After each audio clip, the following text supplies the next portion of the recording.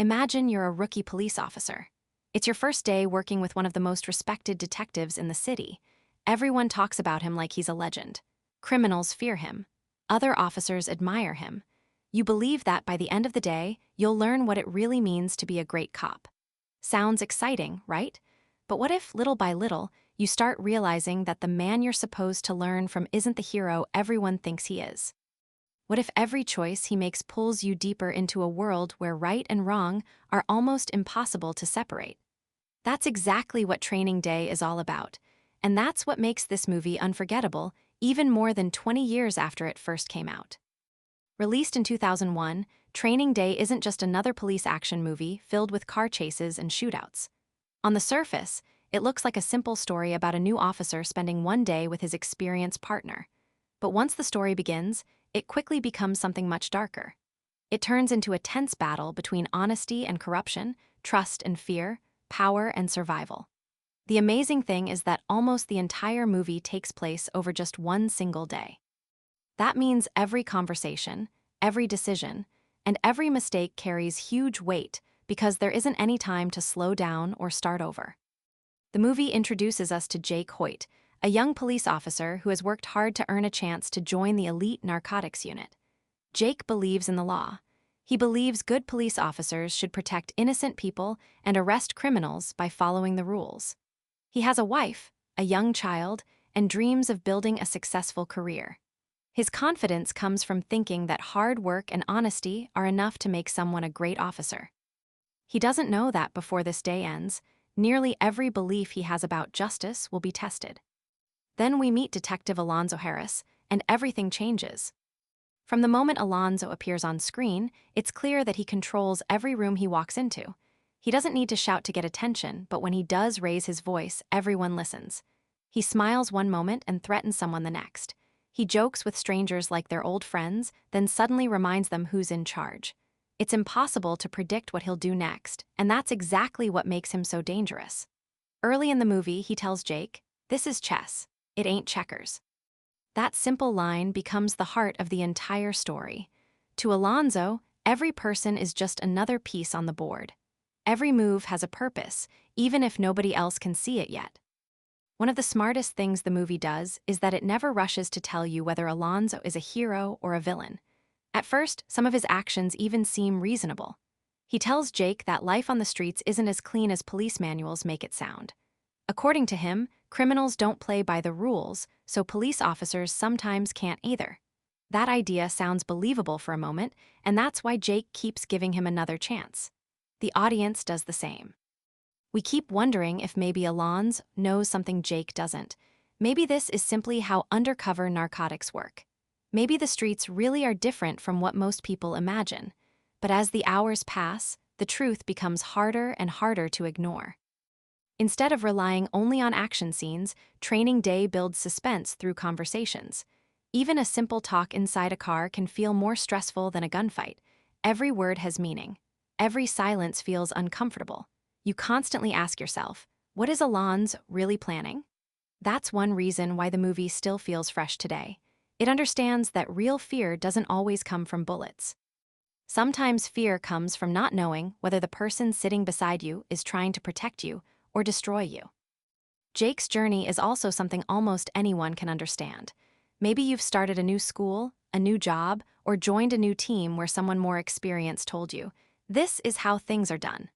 At first, you trust them because they know more than you. But what happens when you realize their way is wrong? Do you stay quiet to protect yourself? Or do you speak up even if it could ruin everything you've worked for? That's the same impossible choice Jake faces throughout the movie, which makes his story feel personal instead of just entertaining. Another reason this film stands out is how real its world feels. Los Angeles isn't shown as a glamorous city full of movie stars and sunny beaches. Instead, we see neighborhoods filled with tension, fear, and uncertainty. Every street corner feels alive. Every building looks like it has its own story. The city itself almost becomes another character, shaping every decision the people make. You never feel like the movie takes place on a fake Hollywood set. It feels like you're riding in the passenger seat beside Jake, watching every event happen in real time. Of course, it's impossible to talk about Training Day without mentioning the incredible performances. Denzel Washington delivers one of the greatest performances of his career as Alonzo Harris. Before this film, many people were used to seeing him play honorable and inspiring characters. Here, he completely changes that image. He creates someone who is intelligent, funny, charming, cruel, and terrifying all at once. One minute, you almost like him, and the next you hope someone stops him before it's too late. That balance is incredibly difficult to achieve, and it's one of the biggest reasons the movie became such a classic. Ethan Hawke, playing Jake Hoyt, gives the perfect performance opposite him. Instead of trying to overpower Alonzo, he lets the audience experience everything through Jake's eyes. We feel his excitement during the morning, his confusion in the afternoon, and his fear by the evening. Because Jake reacts like a normal person would, viewers connect with him immediately.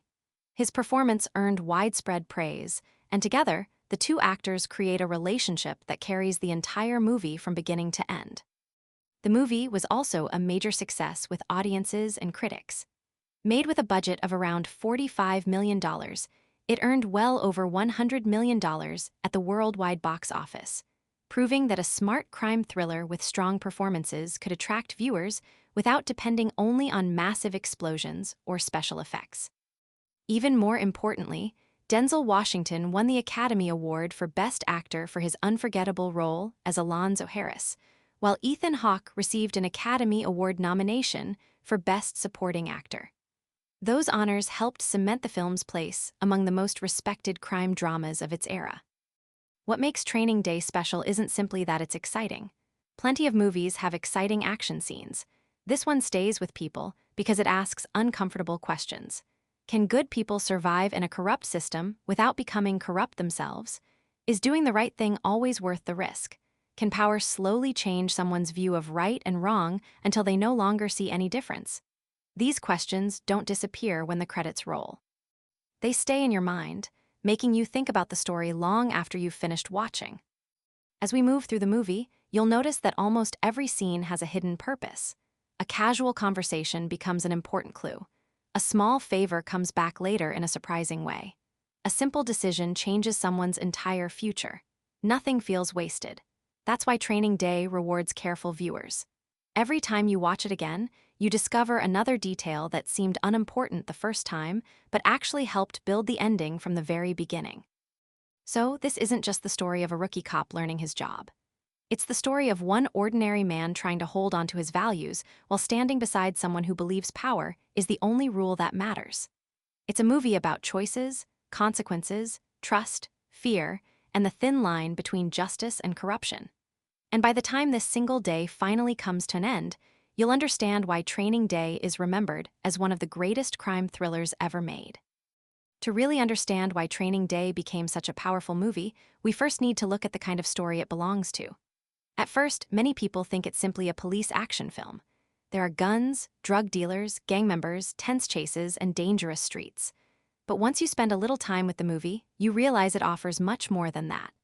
Under all the action, it's actually a crime thriller, a psychological drama, and a moral story all rolled into one. Instead of asking, can the hero catch the bad guy? The movie asks a much harder question. What happens when the person wearing the badge is the one you should fear the most? That idea immediately separates Training Day from many other cop movies.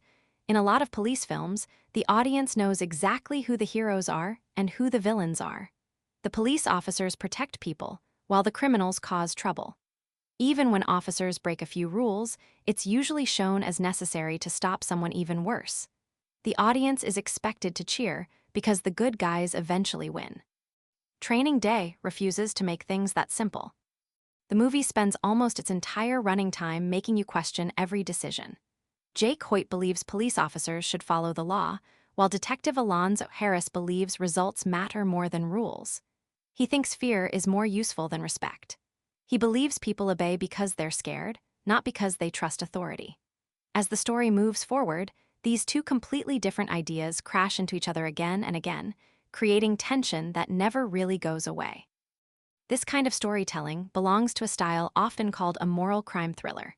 Instead of focusing only on solving crimes, these movies explore how crime changes the people involved. The criminals aren't the only ones making difficult choices. The officers, lawyers, judges, and even ordinary citizens are forced to decide what they're willing to sacrifice. In Training Day, nearly every important character is faced with a choice between doing what's easy and doing what's right.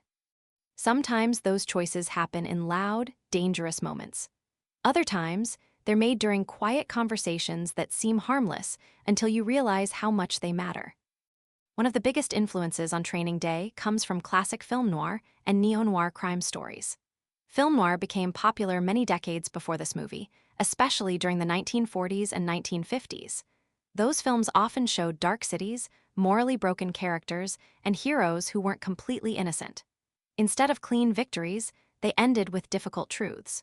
Training Day brings many of those same ideas into a modern setting.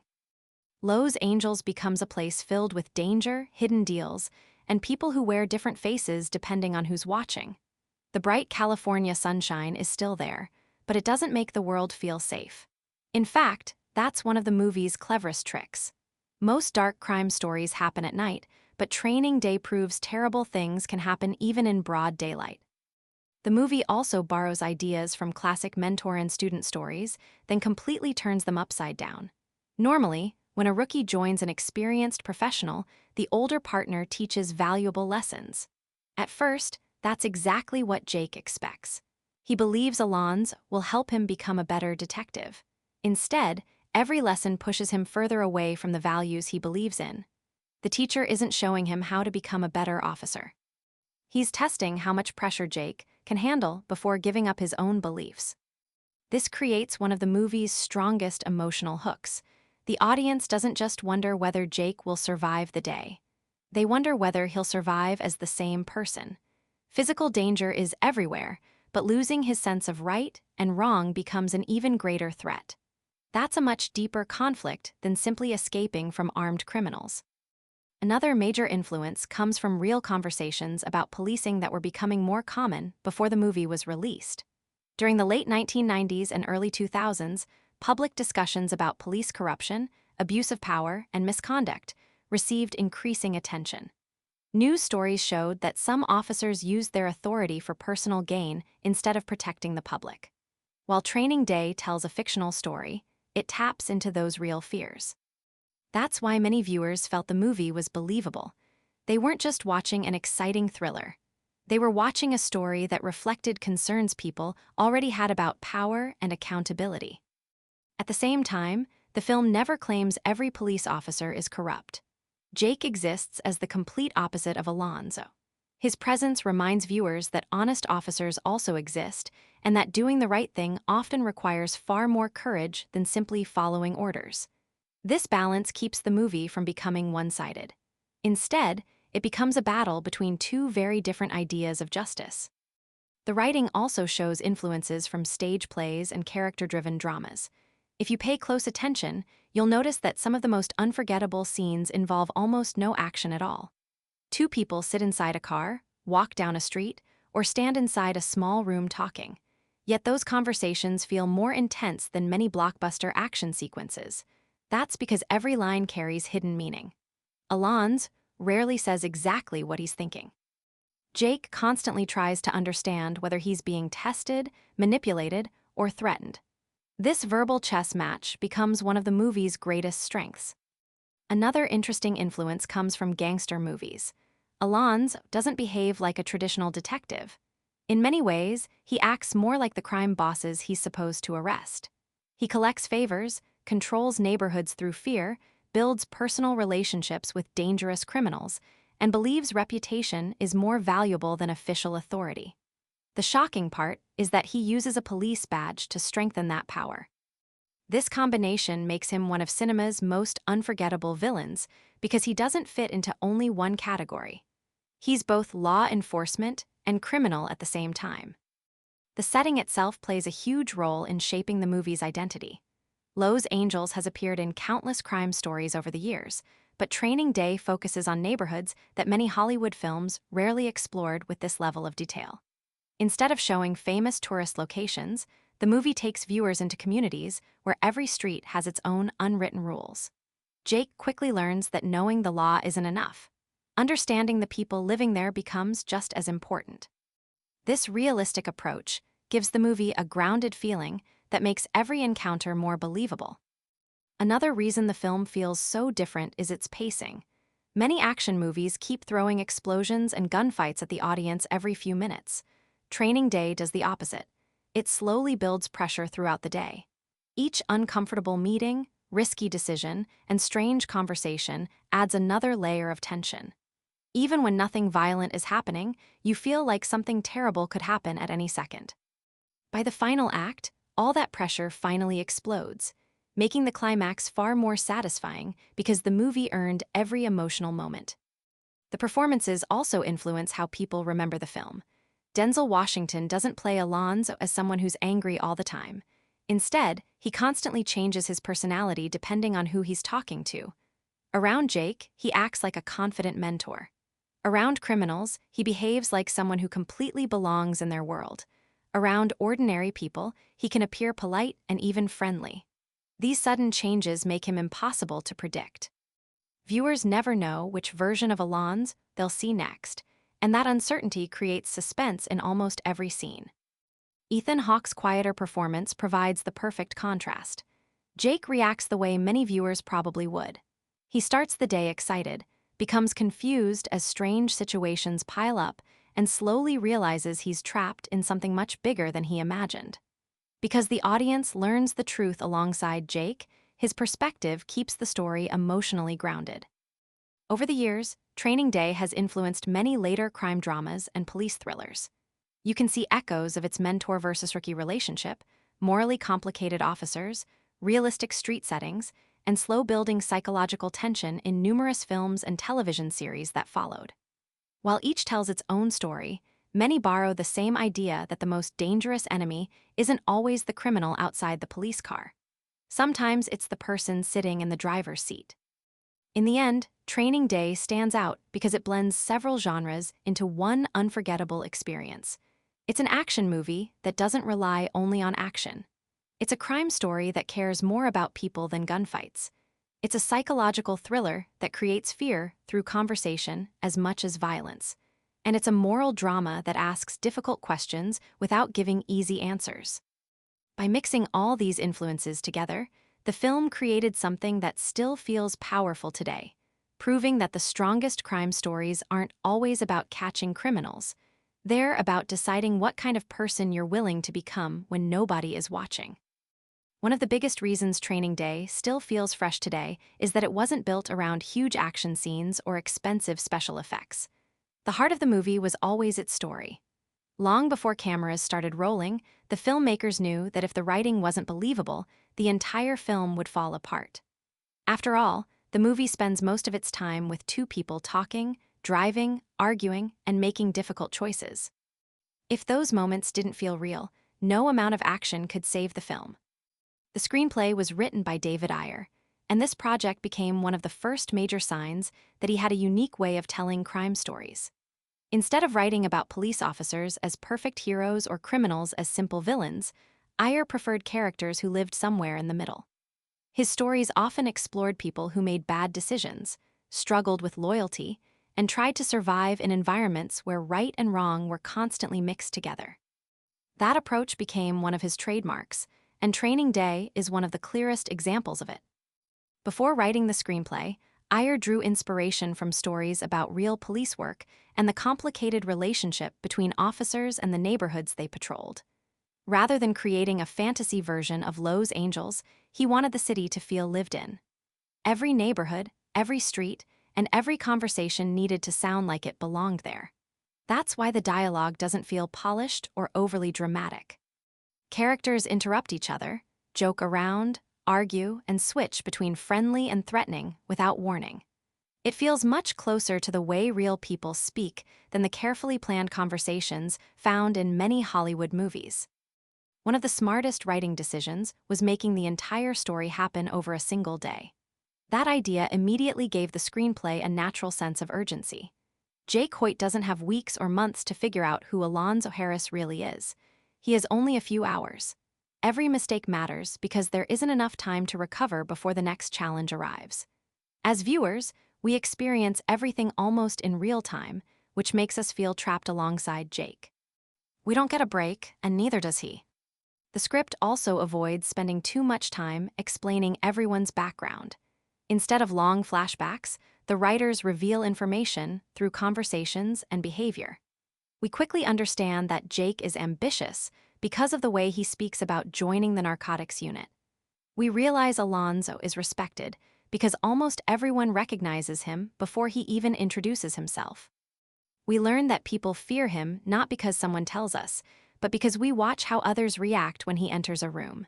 This show, don't tell style keeps the story moving while making the characters feel natural.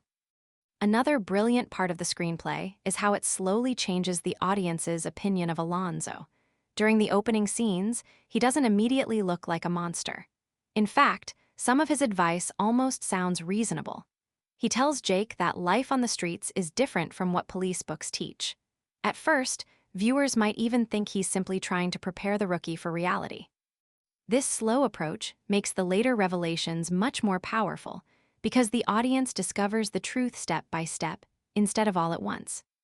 The movie also uses small events that seem unimportant at first but become meaningful later. A brief conversation, a favor given to a stranger, or even a simple decision during the morning eventually returns during the final act. This kind of writing rewards careful viewers because almost nothing is included by accident. Every important scene helps build something that pays off later. When people watch the movie again, they often notice clues they completely missed the first time. Jake Hoyt's character was carefully written to represent the audience. He asks the same questions we would ask. He notices the same warning signs we notice. He struggles with the same confusion we feel. Since everything is seen through his eyes, the audience slowly learns how dangerous Alonzo truly is. If the movie had focused mainly on Alonzo instead, much of the mystery would have disappeared. By keeping Jake at the center of the story, the screenplay allows viewers to uncover the truth naturally. Alonzo Harris, on the other hand, is written as someone who almost never stops performing. Around one group of people, he acts like a trusted friend. Around another, he's intimidating and ruthless. A few minutes later, he becomes funny, charming, or even fatherly. These constant personality changes make him impossible to predict. Even Jake can never be sure whether Alonzo is being honest or simply manipulating everyone around him. That uncertainty keeps the audience uncomfortable throughout the film. One of the screenplay's greatest strengths is its dialogue. Many famous crime movies are remembered because of unforgettable action scenes. Training Day is remembered just as much for its conversations. Short lines often reveal huge truths about a character's mindset. When Alonzo says, "This is chess, it ain't checkers," he isn't just talking about police work. He's explaining how he sees the entire world. Every relationship is a strategy. Every person is useful only if they help him win. Likewise, when Jake repeatedly pushes back against Alonzo's methods, his words reveal that he still believes the law should have limits, even when dealing with dangerous criminals. The screenplay also knows exactly when to increase tension. Instead of placing one giant action scene after another, it carefully builds pressure through uncomfortable situations. One moment Jake is forced to make a difficult decision. Then he meets dangerous people he doesn't fully understand. Soon after, another surprise changes everything again. Each scene raises the stakes just enough that the audience keeps wondering how much worse things can become.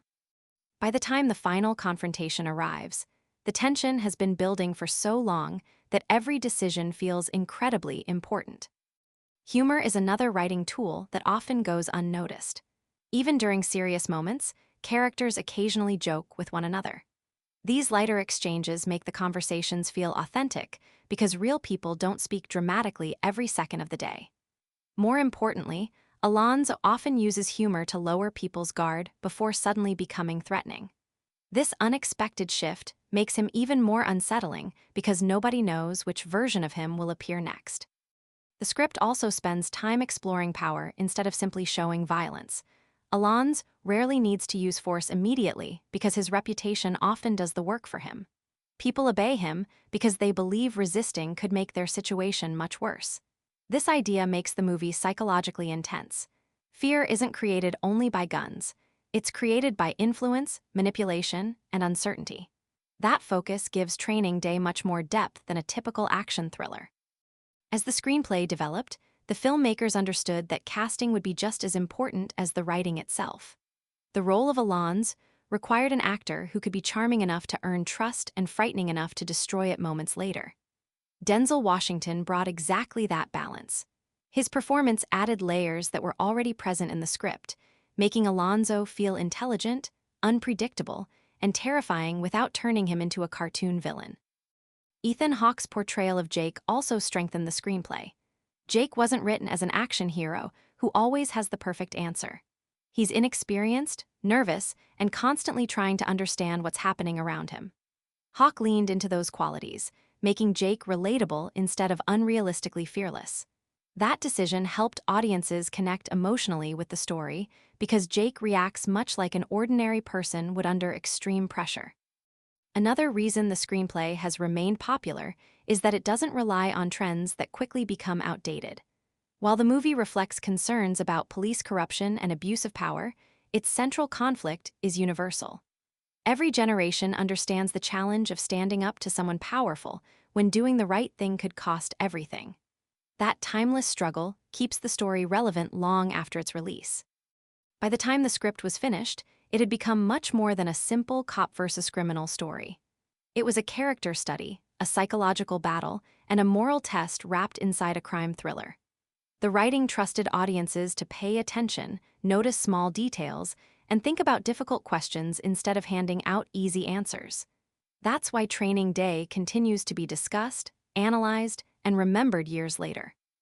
Its screenplay proves that a gripping story doesn't need constant explosions or nonstop action. Sometimes, all it takes is two unforgettable characters, one long day, and a series of choices that slowly reveal who people truly are when their values are pushed to the limit.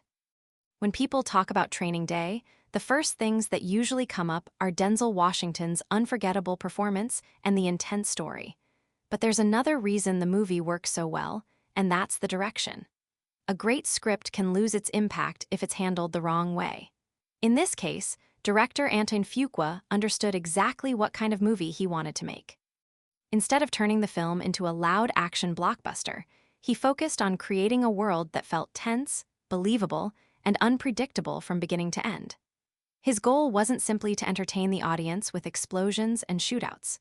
He wanted viewers to feel like they were sitting in the passenger seat beside Jake Hoyt, experiencing every uncomfortable moment with him. One of Fuqua's smartest creative decisions was to make the city itself feel like a living character. Los Angeles has been shown in hundreds of movies, but Training Day presents a version that feels very different from the glamorous Hollywood image many people expect. There are no long scenes showing famous tourist spots or beautiful beaches.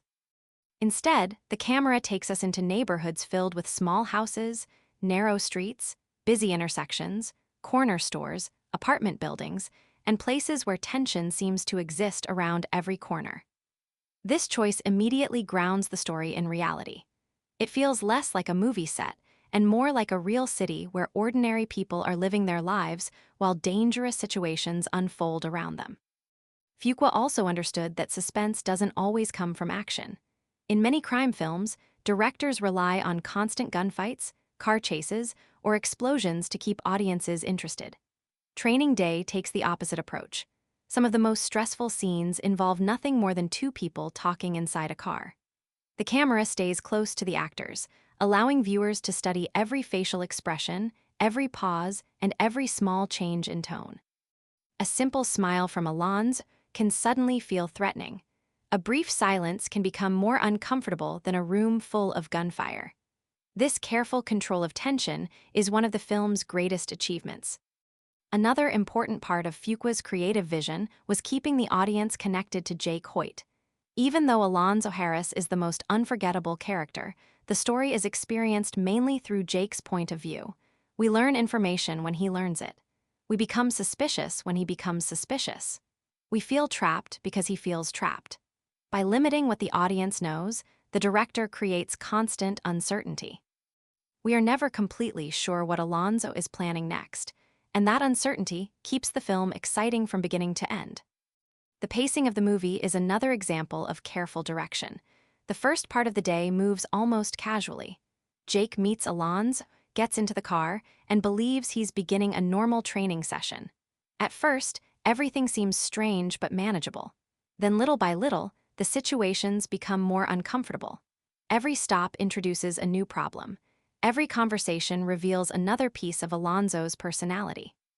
Fuqua doesn't rush these moments because he understands that suspense grows when pressure builds slowly. By the time the movie reaches its final act, viewers have been carrying that pressure for so long that every decision feels incredibly important. One of the director's greatest strengths is how he controls tone. The movie constantly shifts between humor, confidence, fear, and danger without ever feeling confusing. One minute, Alonzo is laughing and joking with people on the street. A few moments later, he's making someone fear for their life.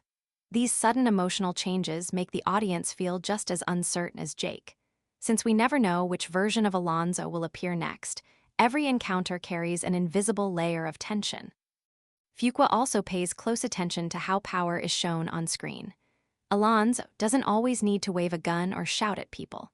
Sometimes he controls a situation simply by the way he walks into a room or the confidence in his voice. The director repeatedly frames Alonzo as someone who naturally dominates his surroundings. Other characters often look at him before speaking, wait for his approval, or hesitate before disagreeing with him. These small visual details quietly remind the audience that Alonzo's influence reaches far beyond his badge. The use of real locations adds another layer of authenticity. Rather than making every environment look perfectly clean or carefully designed, Fuqua embraces places that feel worn, busy, and lived in. Graffiti-covered walls, crowded streets, aging apartment buildings, neighborhood businesses, and everyday traffic help create a believable atmosphere. Nothing looks overly polished. That roughness fits the story perfectly because the film isn't trying to present an ideal version of Los Angeles.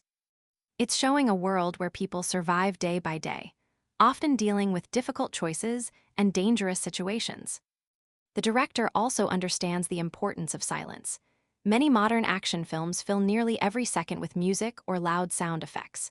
In Training Day, there are moments when the lack of music makes scenes even more intense. Instead of telling viewers exactly how to feel, Fuqua allows conversations, background noise, and the actors' performances to create emotion naturally. The result is a movie that feels grounded instead of overly dramatic. Working with the cast was another area where Fuqua's vision became clear. Denzel Washington was already one of Hollywood's most respected actors, but audiences were used to seeing him play honorable and inspiring characters. Fuqua encouraged him to move in a completely different direction. Instead of making Alonzo evil from the very beginning, the performance mixes charm, humor, confidence, intelligence, and cruelty together. This combination makes the character much more frightening because he doesn't behave like a typical movie villain. He can earn someone's trust before betraying them only moments later. Ethan Hawke's performance also benefits from the director's approach. Rather than asking Hawke to become a fearless action hero, Fuqua allows Jake to remain human. Jake gets nervous, asks questions, hesitates, and sometimes looks completely overwhelmed. Those reactions make him believable. The audience sees someone trying to do the right thing while facing situations that seem impossible to control. That realism creates a stronger emotional connection than a hero who never doubts himself. Another interesting part of Fuqua's direction is how he handles violence. There are certainly dangerous moments throughout the movie, but violence is never treated like entertainment for its own sake. Every fight, threat, or gunshot changes the emotional direction of the story. Instead of adding action simply because audiences expect it, each violent moment serves a purpose. It raises the stakes, reveals character, or forces Jake to make another difficult decision. Because violence is used carefully, it feels much more shocking whenever it happens. Fuqua also trusts the audience to notice small details. He doesn't stop the movie to explain every clue or remind viewers why something matters. A short conversation early in the story might become important much later. A person who appears briefly can unexpectedly return. An object or decision that seems ordinary at first can have major consequences by the end of the day. This style rewards viewers who pay close attention and makes repeat viewings even more satisfying. Visually, the film avoids flashy camera tricks that might distract from the story. The camera often stays close to the characters, making viewers feel like silent passengers following them through the city. When the camera does move dramatically, it usually happens for an emotional reason rather than simply showing off. This restrained approach keeps the audience focused on the characters instead of the filmmaking itself. One of the biggest reasons Training Day is still remembered today is because of its cast. A great script can give actors interesting characters, and a talented director can shape the story, but if the performances don't feel real, the movie loses its impact. In Training Day, nearly every major actor brings something memorable to the screen.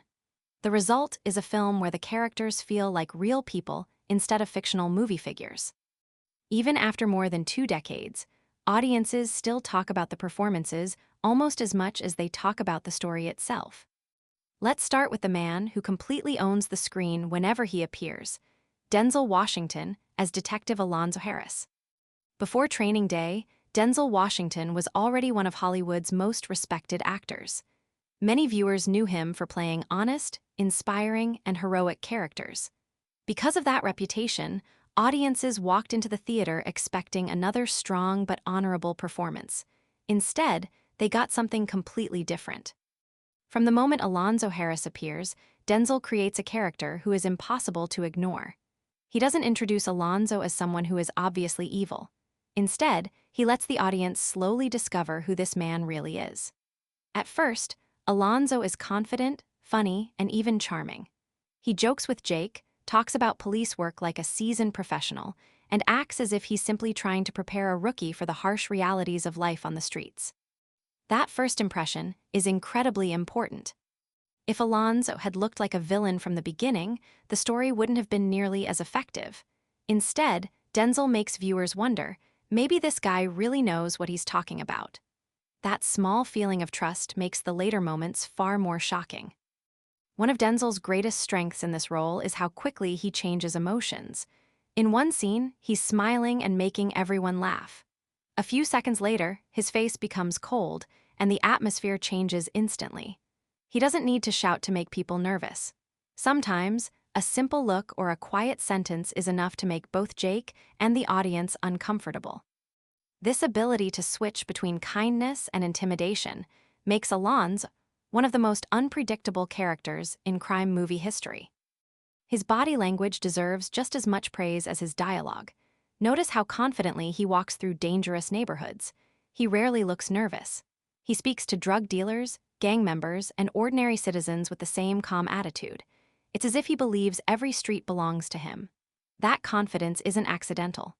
Denzel uses posture, eye contact, and small facial expressions to show that Alonzo thinks he's always the smartest person in the room.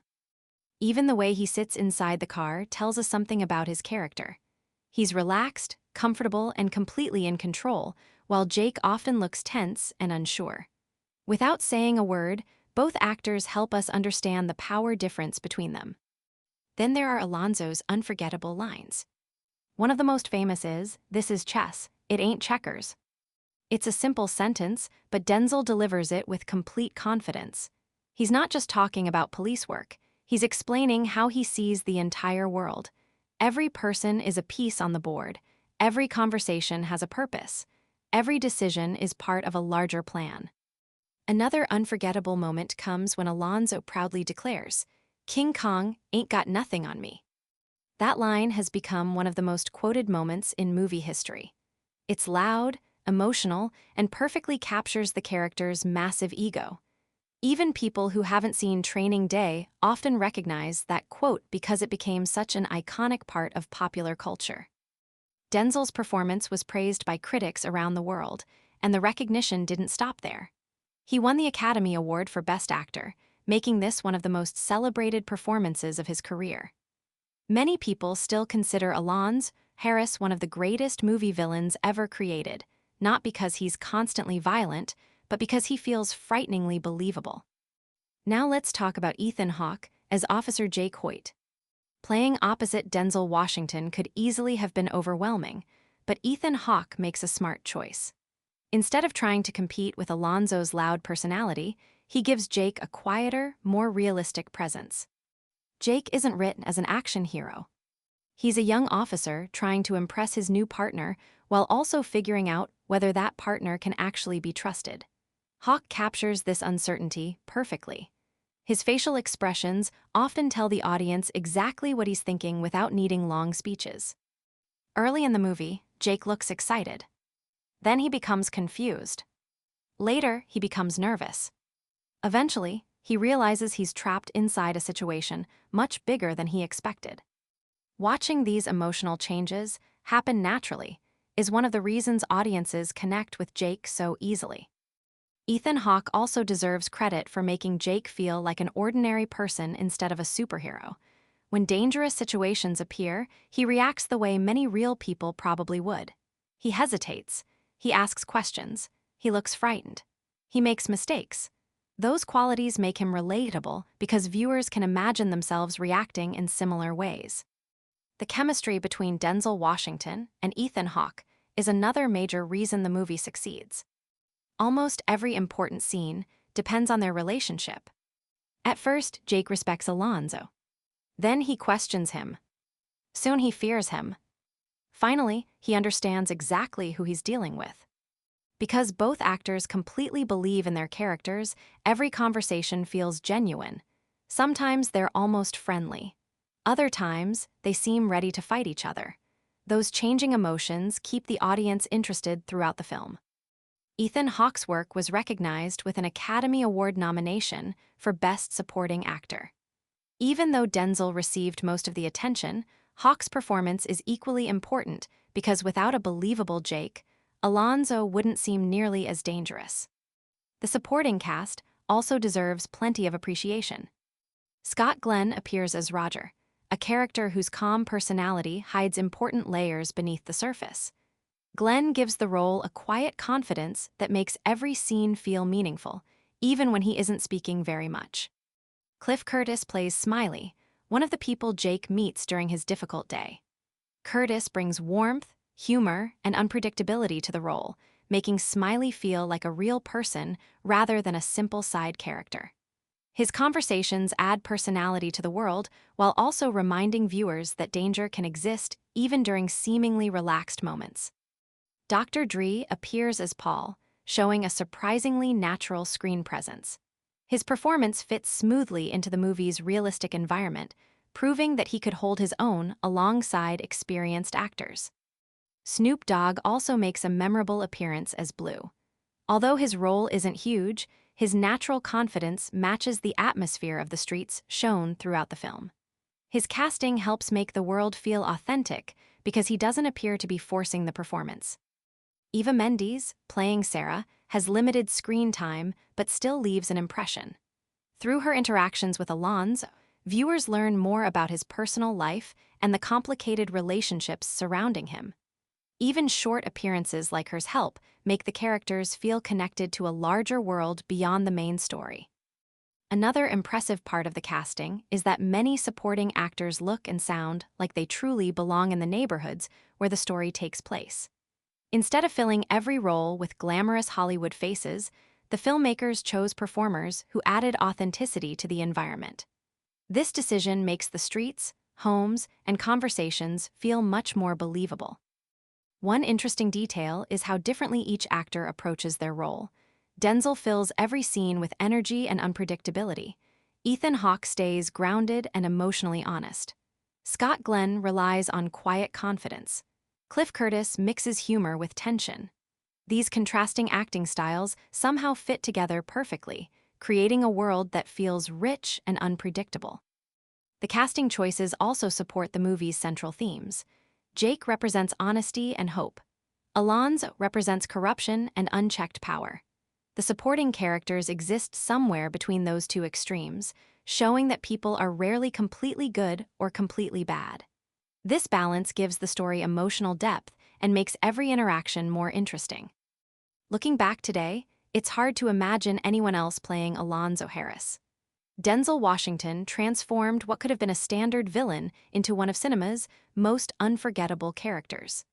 At the same time, Ethan Hawke made sure the audience always had someone to emotionally connect with, giving the story a strong human center.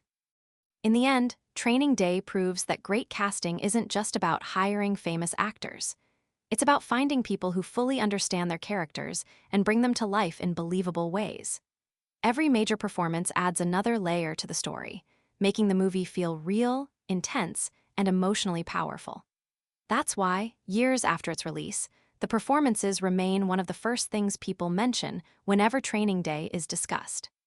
They didn't just act out a script, they created characters that audiences continue to remember, quote, analyze, and admire long after the final scene fades to black.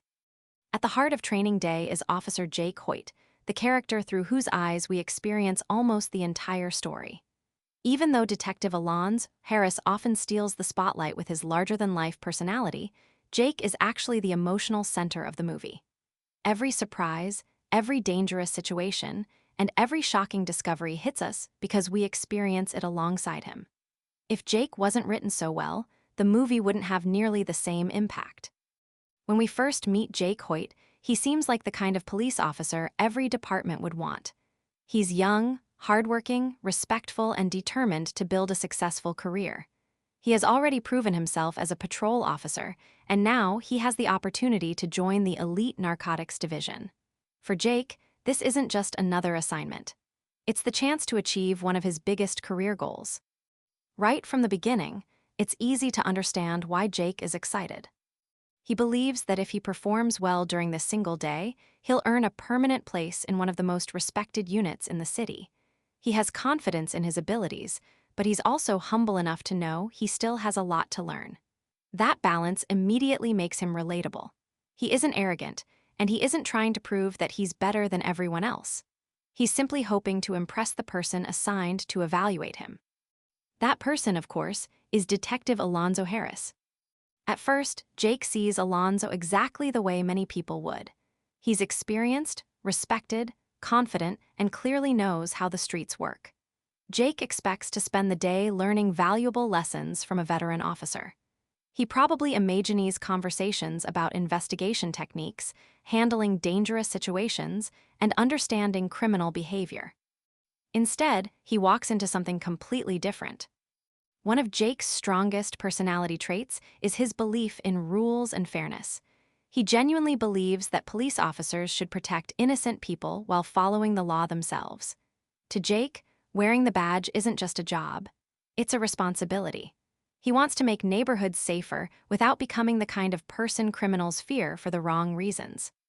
This belief becomes the foundation of his entire character. Throughout the movie, Jake is constantly forced to ask himself one difficult question.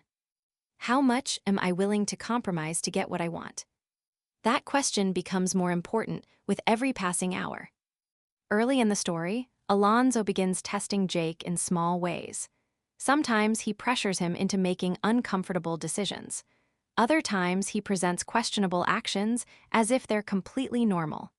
Jake often hesitates before agreeing because something inside him says these choices don't feel right.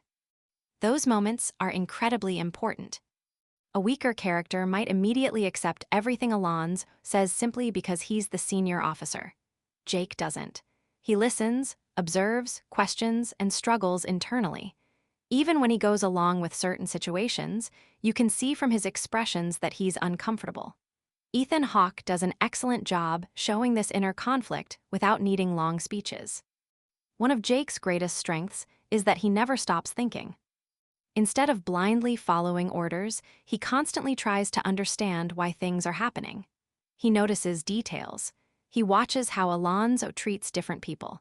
He pays attention to conversations that don't seem important at first. Little by little, he realizes that this isn't ordinary police work. That realization changes everything. As the day continues, Jake slowly loses the excitement he had at the beginning. The confidence on his face is replaced by confusion, then confusion becomes concern. Eventually, concern turns into fear. This emotional journey feels completely believable because it happens gradually. The movie doesn't suddenly tell us Jake is terrified. Instead, we watch every experience change him step by step. Each difficult decision adds another layer of pressure until he finally understands just how dangerous his situation has become. Another reason Jake feels so realistic is that he isn't perfect. Many action movies give us heroes who always know the right answer. They rarely panic. They never hesitate. They somehow solve every problem with confidence. Jake isn't like that. He makes mistakes. He trusts people when he shouldn't. He struggles to decide what the right choice is. Sometimes he reacts emotionally instead of thinking clearly. These flaws don't make him weak, they make him human. In fact, his imperfections are one of the biggest reasons audiences connect with him. Most people watching the movie can imagine making similar mistakes if they were placed in such an impossible situation. Jake is also brave, but his courage feels different from the fearless heroes we often see in action films. Real courage isn't about never feeling afraid. Real courage is doing the right thing even when you're terrified. That's exactly what Jake represents. There are several moments where he clearly understands that standing against Alonzo could destroy his career or even cost him his life. Still, he refuses to completely abandon his principles. Every time he chooses honesty over comfort, his character grows stronger. One interesting part of Jake's personality is his ability to earn people's respect through kindness, rather than fear. Alonzo believes power comes from intimidation. Jake believes respect comes from treating people fairly. This difference becomes one of the movie's central conflicts. Throughout the story, we see examples of Jake helping people without expecting anything in return. These actions might seem small during the moment, but they reveal something important about his character. He isn't pretending to be a good person because someone is watching. Helping others comes naturally to him. That quality becomes much more meaningful later in the story. The movie quietly suggests that genuine kindness often creates stronger relationships than fear ever can. While Alonzo depends on intimidation to maintain control, Jake builds trust through honesty and compassion. This contrast says a lot about both characters without needing long explanations. Another impressive aspect of Jake is his emotional intelligence. Even when he enters unfamiliar neighborhoods, he doesn't immediately judge the people living there. He listens before reacting. He understands that not everyone he meets is automatically an enemy. This open-minded attitude allows him to connect with individuals that Alonzo often treats as tools or obstacles. Jake's family also plays an important role in understanding his motivations. Although they don't appear often, we know he has a wife and a young child waiting for him at home. These relationships remind viewers that Jake isn't risking only his own future. Every dangerous decision could affect the people he loves most. This hidden emotional pressure makes his choices even more meaningful because he has far more to lose than just a job. Ethan Hawke deserves enormous credit for bringing all these qualities to life. His performance isn't loud or flashy. Instead, he relies on subtle expressions, nervous body language, and natural reactions. When Jake feels confused, we feel confused. When he becomes frightened, we understand exactly why. Hawke never tries to compete with Denzel Washington's powerful performance. Instead, he gives the audience someone believable to stand beside throughout the story. The relationship between Jake and Alonzo also represents two completely different ideas of policing.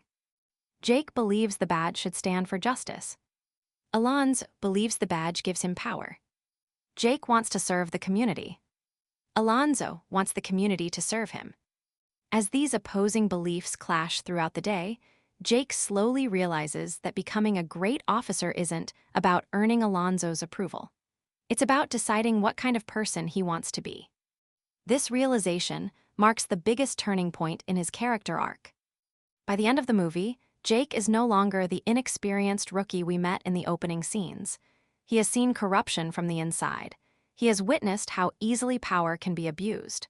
Most importantly, he has discovered that true integrity isn't tested when life is easy. It's tested when doing the right thing becomes the hardest possible choice. Another reason Jake remains memorable is that his story feels timeless. Almost everyone experiences moments where someone more powerful pressures them to ignore their values. It might happen at work, at school, in business, or even among friends. Watching Jake refuse to completely surrender his principles reminds us that integrity often comes with a price, but it's still worth protecting. In many ways, Jake Hoyt represents hope inside a very dark story.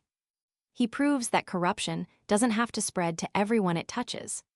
He shows that honesty can survive even under enormous pressure. He reminds us that courage isn't measured by physical strength, but by moral strength. And perhaps most importantly, he teaches us that becoming successful means very little if success requires giving up the values that define who you are. If Jake Hoyt is the heart of Training Day, then Detective Alonzo Harris is the force that keeps the entire story moving. Every major event in the movie happens because of his choices. He isn't just the main antagonist, he's the reason Jake's beliefs are tested from the very beginning. But what makes Training Day so interesting is that it doesn't rely on only one memorable character. The supporting cast also plays an important role in showing how Alonzo's influence spreads through the city and how every person Jake meets teaches him another lesson about the dangerous world he's just entered. Let's begin with Alonzo Harris, because he is easily one of the greatest movie antagonists ever created. Most villains make it clear that they're bad within the first few minutes. Alonzo doesn't. When we first meet him, he comes across as confident, experienced, and even friendly. He laughs, jokes, and speaks like someone who has spent years mastering police work. Jake, and even the audience, believes he's about to learn from one of the best detectives in Los Angeles. That's exactly why Alonzo is so dangerous. He earns trust before revealing his true nature. Unlike many movie villains, Alonzo doesn't depend only on violence. In fact, one of his strongest weapons is his ability to manipulate people. He knows exactly what someone wants to hear. If he needs to encourage someone, he speaks like a mentor. If he wants to scare someone, he changes his tone immediately. If he needs to gain trust, he becomes charming and friendly. Watching these personality changes is fascinating because they happen so naturally. One minute, Alonzo is making jokes. The next minute, everyone in the room is afraid of him. That unpredictability keeps both Jake and the audience constantly on edge. Another thing that makes Alonzo unforgettable is his confidence. He walks through dangerous neighborhoods without showing fear. He speaks to gang members as if they're old friends. He gives orders without hesitation. Even when situations become risky, he acts like he's completely in control. Whether that confidence is real or simply another performance is one of the movie's most interesting questions. Throughout the story, Alonzo constantly reminds people that experience matters more than rules. He believes surviving on the streets requires making difficult choices that ordinary officers wouldn't understand. Sometimes his arguments even sound reasonable. That's what makes his character so complex. He rarely sees himself as the villain. Instead, he believes he's simply doing whatever is necessary to stay powerful and stay alive. This mindset makes him much more believable than someone who is evil for no reason. Power is another huge part of Alonzo's personality. To him, authority isn't something to respect. It's something to use. His badge becomes more than a symbol of law enforcement. It becomes a tool that helps him control people. Whether he's speaking to criminals, fellow officers, or ordinary citizens, Alonzo expects everyone to accept his authority without question. Anyone who challenges him immediately becomes a problem.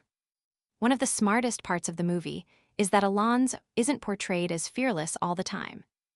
As the story moves closer to its conclusion, we slowly realize that even someone as powerful as Alonzo has enemies. He has made promises. He owes favors.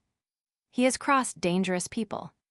Behind all his confidence is a man desperately trying to keep his world from falling apart. This hidden pressure adds another layer to his character. Instead of becoming less interesting, he becomes more human. Not sympathetic, but understandable. That difference is important. The movie never asks us to agree with Alonzo's actions. It simply shows how someone can slowly convince themselves that corruption is normal if it helps them achieve their goals. Now let's move to the supporting characters, because each one quietly strengthens the story. Roger, played by Scott Glenn, appears for a relatively short time, but his role is much more important than it first seems. Without revealing major story details, Roger represents a connection between Alonzo's past and his present. Their interactions show that Alonzo's questionable behavior didn't begin overnight. He's been living this double life for a long time. Roger's calm personality creates an interesting contrast. While Alonzo is loud and unpredictable, Roger often appears relaxed and controlled. That difference makes their scenes even more memorable, because viewers can sense years of shared history without the movie needing long explanations. Another memorable supporting character is Smiley, played by Cliff Curtis. At first, Smiley seems friendly, welcoming, and easygoing. He laughs, tells stories, and makes the environment feel surprisingly relaxed. Jake even begins to believe he's spending time with ordinary people, enjoying a normal afternoon.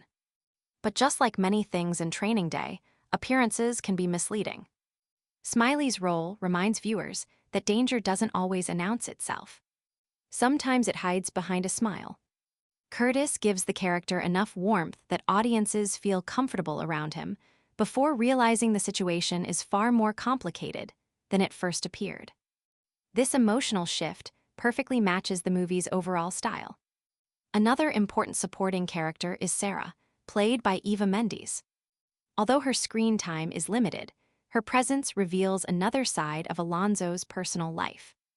Instead of showing him only as a detective, these scenes remind viewers that he also has relationships outside his job. However, even these personal moments raise questions. Can someone who manipulates almost everyone around him truly separate work from private life? Or has that behavior become part of who he is? The movie never gives easy answers, which makes these scenes more interesting. Paul, played by Dr. Dre, and Blue, played by Snoop Dogg, may not dominate the story, but they help create the believable atmosphere of the streets Alonzo controls. Neither character feels like they're included simply because famous musicians were available. Instead, they blend naturally into the world around them. Their conversations, confidence, and behavior help make Lowe's Angels feel authentic rather than staged. One thing Training Day does exceptionally well is making even small characters feel important. Many people appear for only a few minutes. Some have just a handful of lines. Yet almost everyone affects Jake's journey in some way. A brief conversation can change his understanding of Alonzo. A simple interaction can later become incredibly meaningful. This careful writing ensures that very few scenes feel unnecessary. The supporting characters also help explore one of the movie's biggest themes: influence. Some people respect Alonzo. Some fear him. Some depend on him. Others secretly dislike him. These different reactions allow viewers to understand how complicated his position really is. He's not universally admired. He's not universally hated. Instead, everyone seems to have their own personal relationship with him. That realism makes the story much stronger. Another interesting detail is how the movie avoids making every supporting character either completely good or completely evil. Most people exist somewhere in the middle. Some cooperate because they're frightened. Others because they benefit from the system. Some simply believe there's no safer choice. This moral gray area reflects real life far better than stories where everyone fits neatly into hero or villain categories. The relationships between these characters also reveal Jake's growth. Early in the movie, he assumes people can be judged quickly. As the day continues, he realizes every person has hidden motivations. Someone who appears harmless might become dangerous. Someone who looks intimidating might unexpectedly show kindness. This constant uncertainty forces Jake to think more carefully before trusting anyone. The supporting cast also gives the audience a better understanding of the world outside the police department. Without them, the story would simply be about two officers driving around Lowe's Angels.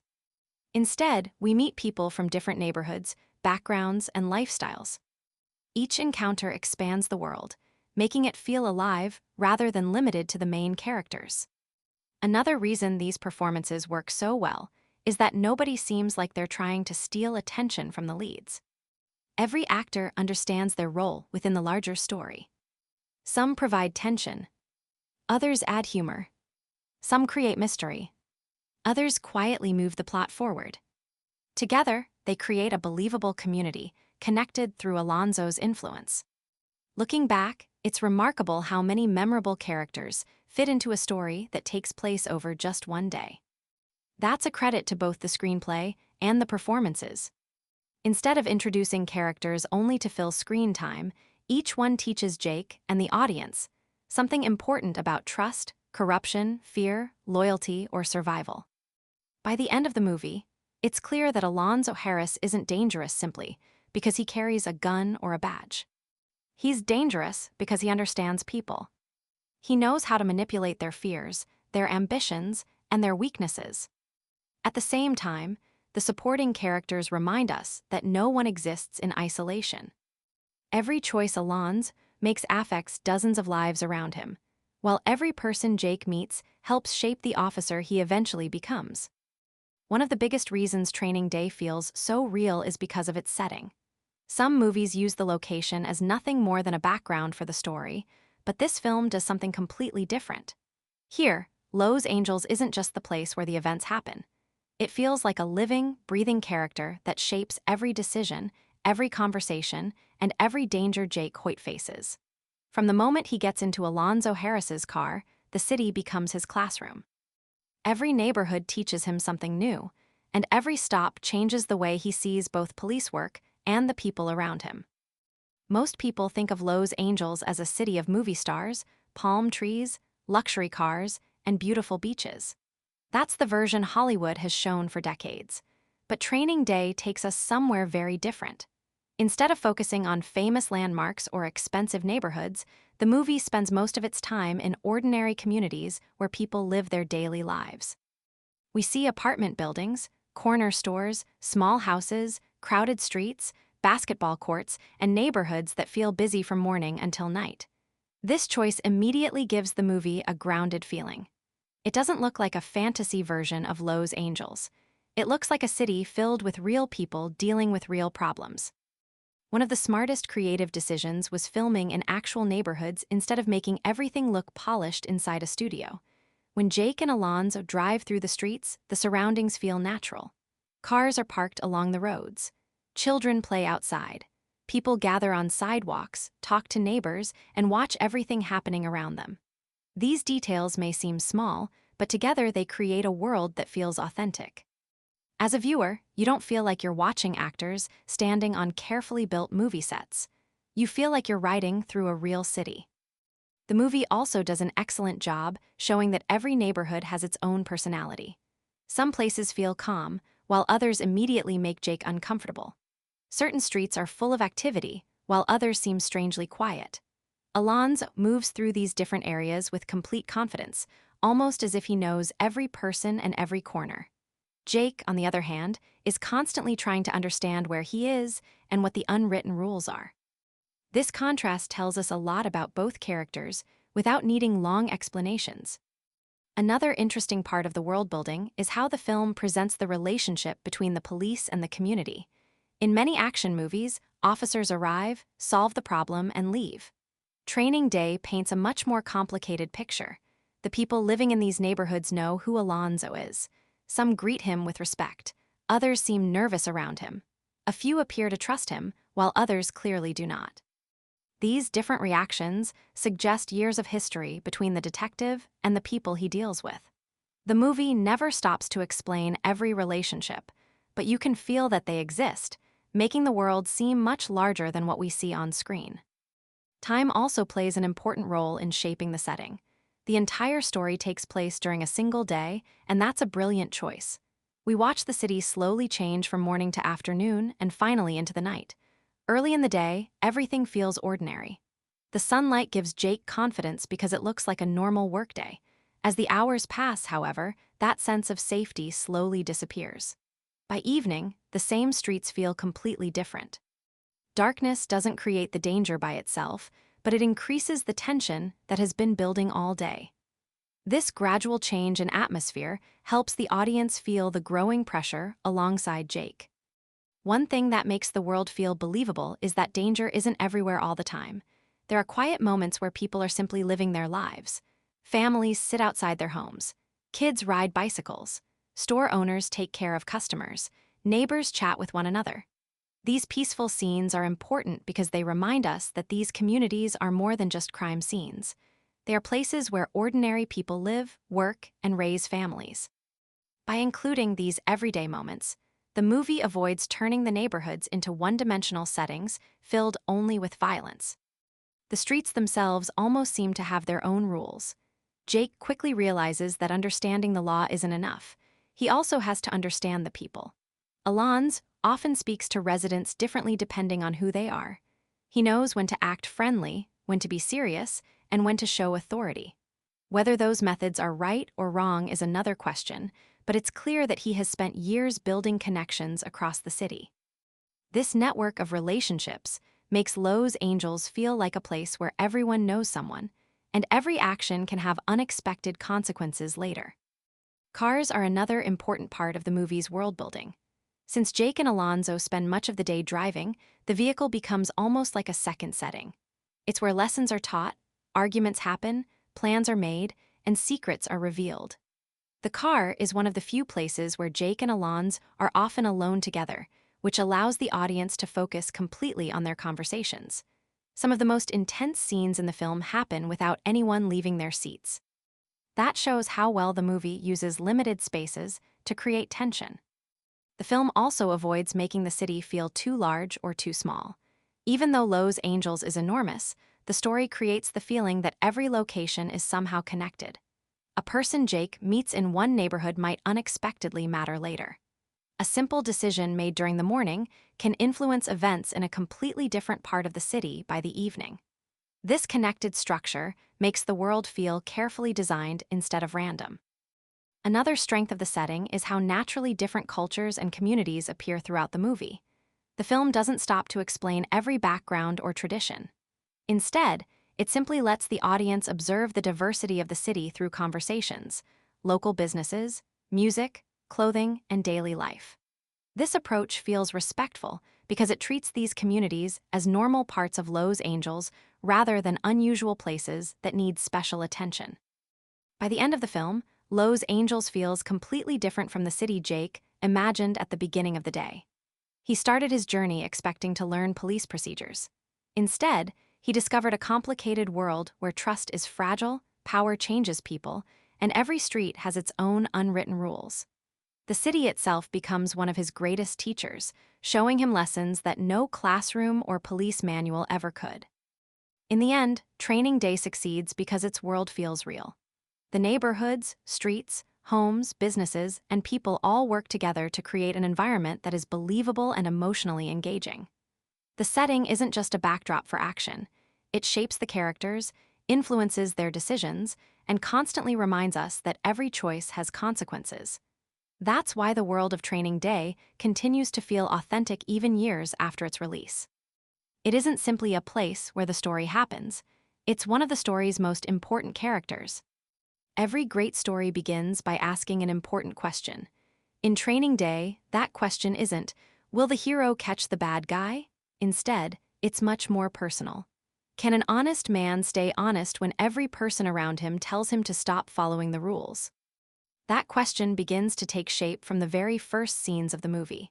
And everything that happens in Act I is carefully designed to pull both Jake Hoyt and the audience into a world that looks normal on the surface, but becomes more dangerous with every passing minute. The opening of the film is surprisingly quiet. There are no explosions, no massive shootouts, no dramatic chase through the streets. Instead, we meet Officer Jake Hoyt at home as he prepares for what could become the biggest day of his career. Right away, the movie wants us to understand that Jake is an ordinary person before he is a police officer. He has a family waiting for him. He has responsibilities outside his job. He's not chasing excitement just for fun. He's trying to build a better future for the people he loves.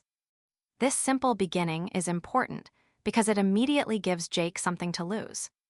If everything goes well today, he could earn a place in the elite narcotics division. If things go badly, that opportunity could disappear forever. The audience instantly understands the importance of this assignment. Jake arrives at the restaurant where he's supposed to meet Detective Alonzo Harris. Even before Alonzo appears, the movie creates a feeling of anticipation. Jake doesn't know exactly what to expect, and neither do we.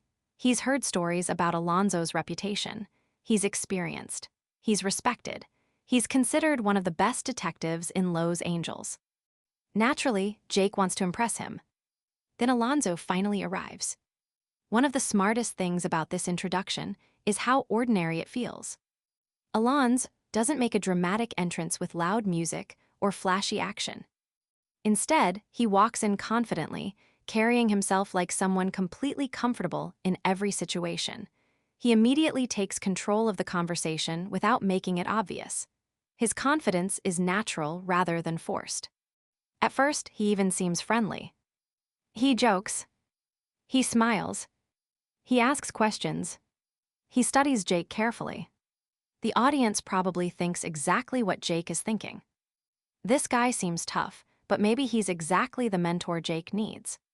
Looking back after finishing the movie, this first meeting becomes even more interesting because we realize Alonzo is already testing Jake.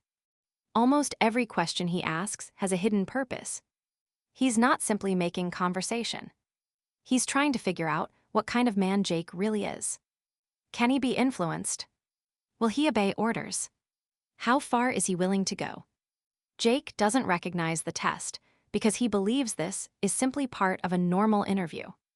The audience doesn't realize it either. That's one of the reasons Act I work so well. The movie slowly builds trust before beginning to tear it apart. After leaving the restaurant, Jake climbs into Alonzo's famous black Monte Carlo. From this point forward, the car becomes much more than transportation. It becomes Jake's classroom, his prison, his workplace, and sometimes even the most dangerous place in the entire city. Many of the movie's most important conversations happen inside this car. Instead of rushing toward action, the screenplay allows Jake and Alonzo to talk. At first, Alonzo shares advice about police work. Some of it sounds reasonable. He explains that life on the streets isn't as simple as what police officers learn during training. Criminals don't always follow rules. Situations change quickly. Sometimes difficult choices must be made. Jake listens carefully because he genuinely wants to learn.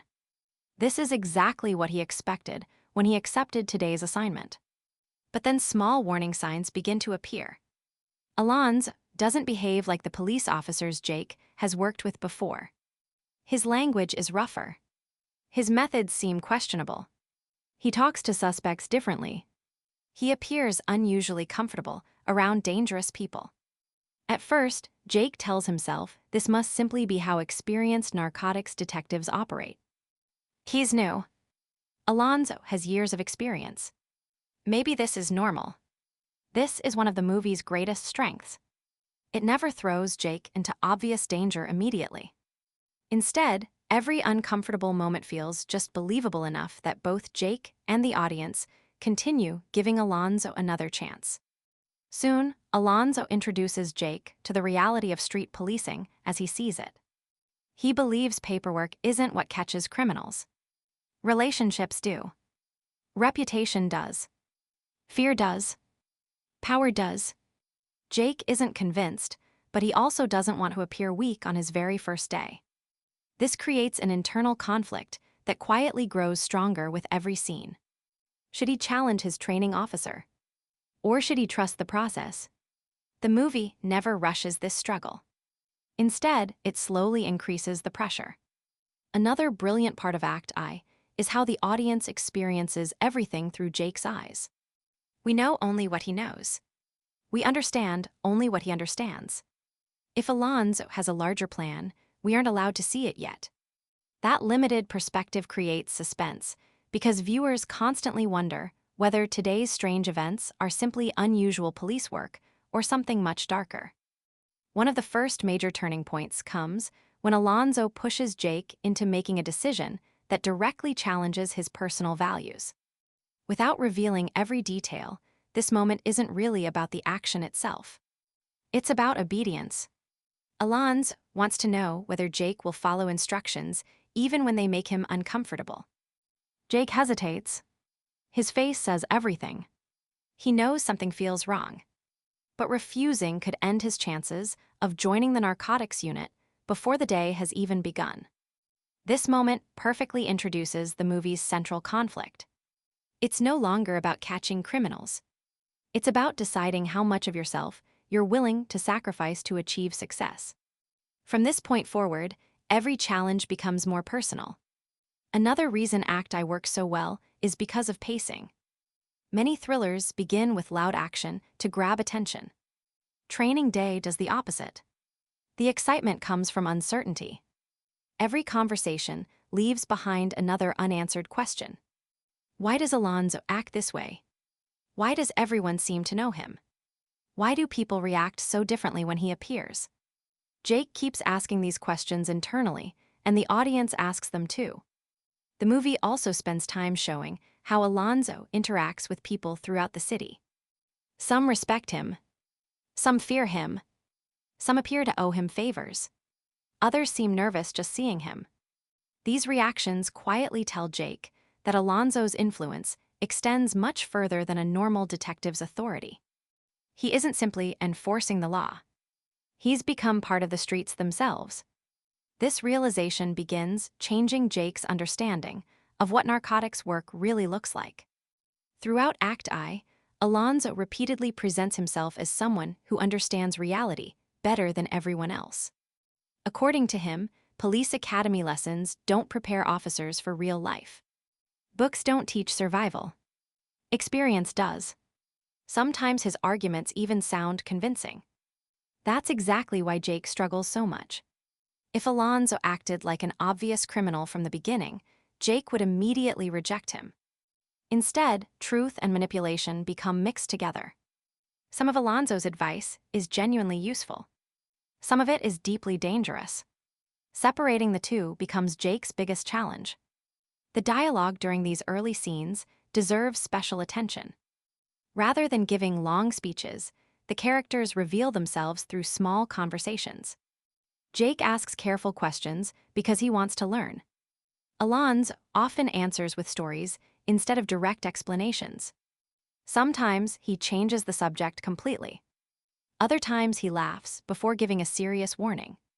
These unpredictable conversations make viewers pay close attention because almost every line has hidden meaning. Visually, Act I also tells its own story. The bright morning sunlight creates the feeling that this should be an ordinary workday. People are outside living normal lives. Traffic moves through the streets. Businesses are open. Nothing appears unusual.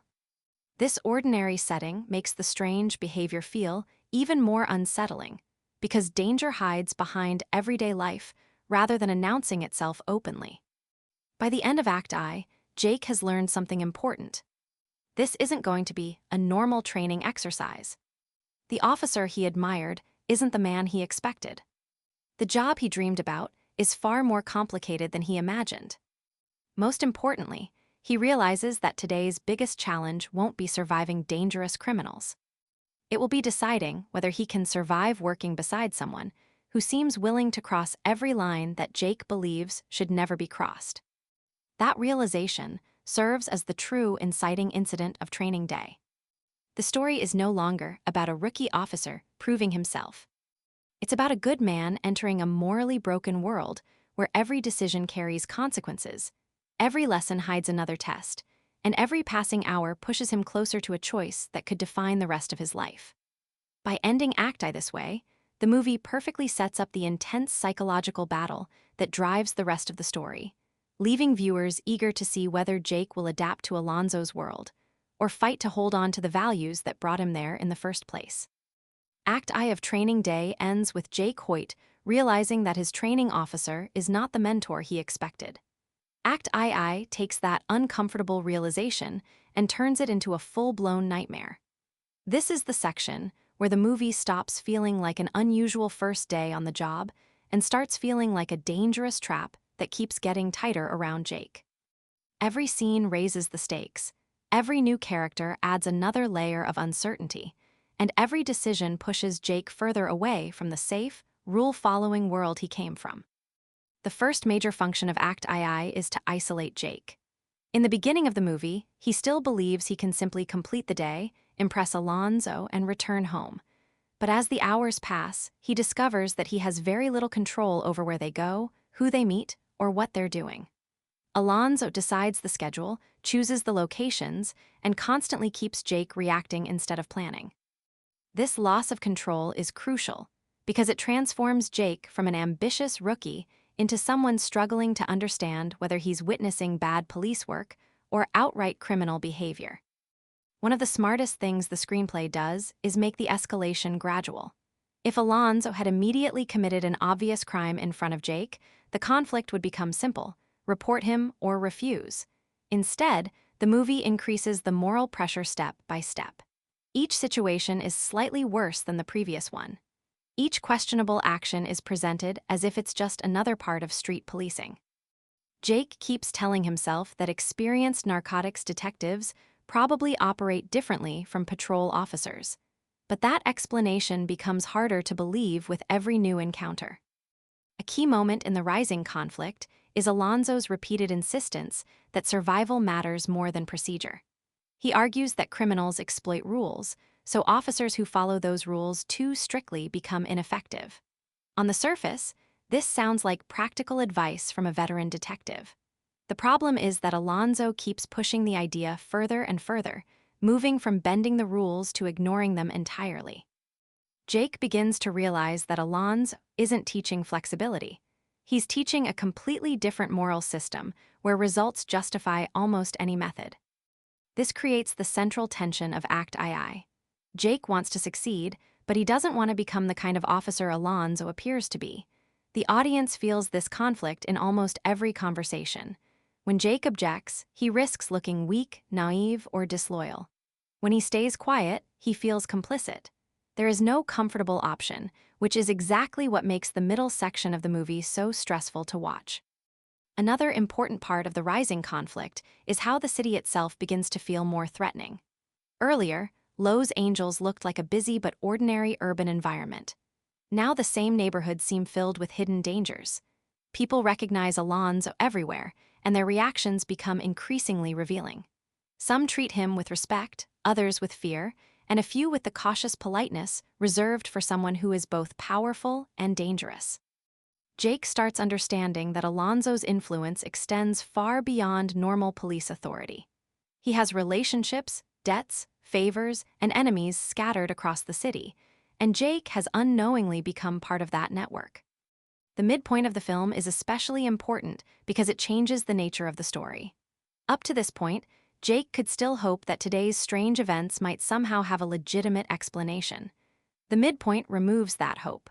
A shocking incident forces Jake to confront the reality that Alonzo has crossed a line that cannot be explained away as aggressive police work. This moment is not just a plot twist, it's a moral awakening. Jake finally understands that he is not observing corruption from a distance. He is standing inside it. After this revelation, the stakes become dramatically higher. Earlier, Jake's biggest concern was losing a career opportunity. Now his safety is also at risk. He knows too much. Alonzo knows that he knows too much. Their relationship changes from mentor and student to predator and witness. Even when they continue talking normally, there is an undercurrent of danger that wasn't present before. Every smile from Alonzo now feels suspicious. Every casual question sounds like a test. One of the most effective sequences in Act II is the visit to Smiley's house. On the surface, the scene appears relaxed and even humorous. People are laughing, eating, and telling stories. For a brief moment, both Jake and the audience might feel some relief after the previous tension. But the brilliance of the scene is that the relief is temporary. The friendliness of the environment makes the hidden danger even more unsettling when it emerges. This sequence demonstrates one of the movie's recurring themes. In Alonzo's world, safety is often an illusion. The Smiley sequence also serves another purpose. It shows how completely Alonzo can move between different worlds. He speaks to gang members with the ease of a longtime associate, not an outsider enforcing the law. Jake realizes that Alonzo is not simply infiltrating criminal environments. He belongs in them in a way that makes the boundary between police officer and criminal disturbingly unclear. This realization deepens Jake's fear, because it suggests that Alonzo's corruption is not a recent mistake, but a deeply established way of life. Act II repeatedly places Jake in situations where he must decide whether to resist or cooperate. Sometimes the resistance is small, a question, a hesitation, a refusal to fully participate. Other times the pressure is much more direct. Alonzo uses intimidation, manipulation, and appeals to Jake's ambition to keep him under control. The psychological battle becomes just as important as the physical danger. Jake is fighting not only for his safety, but for his sense of identity. Another clever aspect of the structure is that Alonzo's own vulnerability begins to appear during this section. Although he still seems powerful, hints emerge that he is under pressure from dangerous people outside the police department. These hints prevent him from becoming a one-dimensional villain.